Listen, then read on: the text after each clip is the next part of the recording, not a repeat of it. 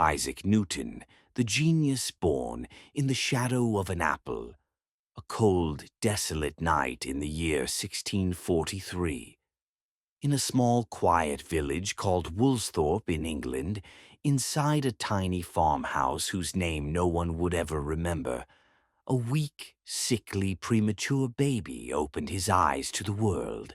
When his mother, Hannah, saw him, she thought only one thing: this child cannot survive. His father had already died a short time earlier. Isaac Newton was forced to begin life as an orphan, poor, unwanted, and alone. But the greatest blow had not yet come. A child left without anyone. When Newton was only 3 years old, his mother married someone else, and she left him behind. Little Isaac was sent to grow up with his grandmother. This was the first great breaking point in his life. Years later, in Newton's notes, sentences like these would be found. I hated my mother and my stepfather deeply. I imagined setting their house on fire. These were not the words of a great philosopher, but of a wounded little child. Newton cut his ties with everyone and withdrew into himself. He did not play. He did not make friends. His world was silent, dark, and filled with thoughts. But in that silence, something was being born. The dark side of the mind. While other children played in the fields, Newton would sit alone for hours, watching the movement of the wind.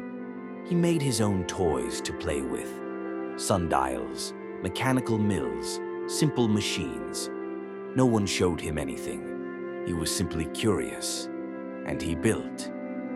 At school, he was an ordinary student, until one day a classmate beat him in a fight.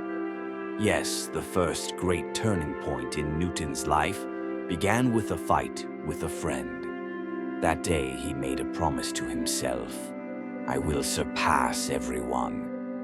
And he did. Cambridge and the plague. When Newton went to Cambridge University, no one knew what kind of person he was. He was quiet, cold, arrogant, alone. Then in 1665, the plague struck. Universities suspended education. Everyone fled somewhere. Newton returned to his hometown, Woolsthorpe. But this return would send human history down a completely different path. 3 revolutions in 1 year. The years 1665 to 1666 came to be known as Newton's miraculous years.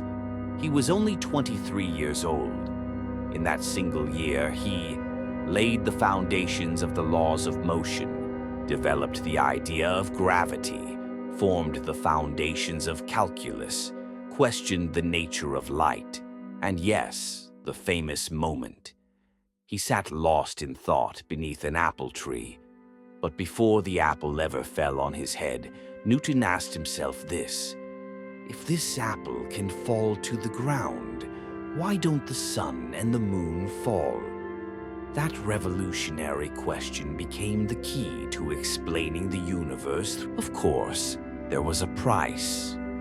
Newton was a genius, but he was never happy. There was no woman he would marry. He had no true friends. He could not tolerate criticism. He was constantly in conflict with other scientists, especially with Leibniz. There was a feud that lasted for years over calculus. So what do you think? Was Newton right? Perhaps he was right, perhaps he was wrong. But one thing is certain. Newton never forgave. Isaac Newton, God, power, and imbalance. Newton was now pushing the very limits of science. In fact, his thoughts no longer belonged only to science. He did not sleep at night. He would go for days without putting a single bite of food in his mouth. He drew the curtains, and by the light of a small candle, he wrote until morning. And there were things he did not want anyone to know. Newton spent most of his time not on science, but on alchemy and on God, science or alchemy. Today, Newton is often described as the father of science. But let me tell you the truth. Much of what Newton wrote night after night was not scientific. Most of his notebooks were filled with experiments to turn lead into gold, hidden symbols, encrypted notes, analyses of sacred texts. Alchemy in his life was not about money, but a path toward uncovering a divine secret. According to Newton, the universe was nothing more than a mathematical book written by God. And there was no one else capable of reading that book but him. Was this arrogance? Yes, an immense arrogance. And wasn't that very arrogance what pushed him forward? An obsession with God. Newton studied the Bible more than he studied science. And yet, quite interestingly, he did not accept the mainstream doctrines of Christianity. He did not believe in the Trinity. He never saw Jesus as God. What would have happened if he had said these things openly? Perhaps he would have been burned at the stake. So he encoded his thoughts, hid them, concealed them, sharing them with no one. According to Newton, the world order was corrupted. Churches were lying. The date of the apocalypse could be calculated. And yes, according to Newton, he calculated mathematically that the end of the world would not occur before the 1700s. He never separated science from God. To him, they were the same investigation. The collapse of thought. By the 1690s, Newton began to change gradually. He became paranoid. He believed everyone was trying to sabotage him. He did not trust even his closest friends. One day, he wrote a letter to John Locke. "You are trying to destroy me." Shortly after, he apologized for that letter. "My mind was not right. The truth was this. Newton was having a nervous breakdown. For days, he would not speak, see no one, burn his notebooks. Modern historians suggest this may have been severe depression, mercury poisoning from alchemical experiments, or bipolar disorder. But only one thing is certain. Newton could no longer bear the weight of his own thoughts. From science to power. And then, an unexpected event occurred. Newton abandoned science, but he never left the stage. In 1696, he took charge of the Royal Mint.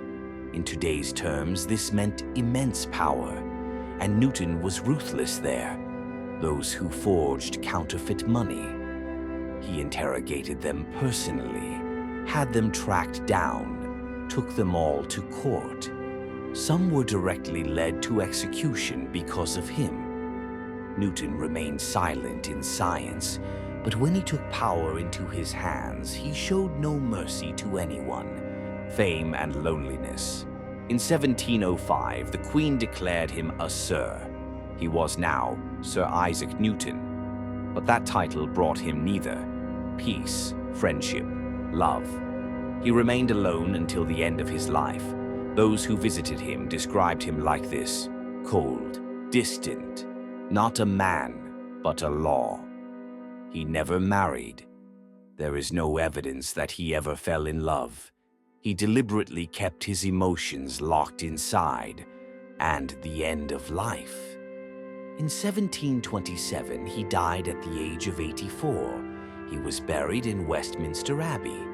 On his tombstone were written these words: "The man who raised the human mind to its highest point." But Newton described himself like this: "I was only a child playing on the seashore. The true ocean had not yet been discovered by anyone." Newton's true legacy. Newton explained the universe through mathematics, turned science from speculation into certainty, pushed the limits of the human mind. But what was the price Newton paid? Loneliness, paranoia, the darkness that formed within him. He illuminated humanity, but lived his own life in the dark.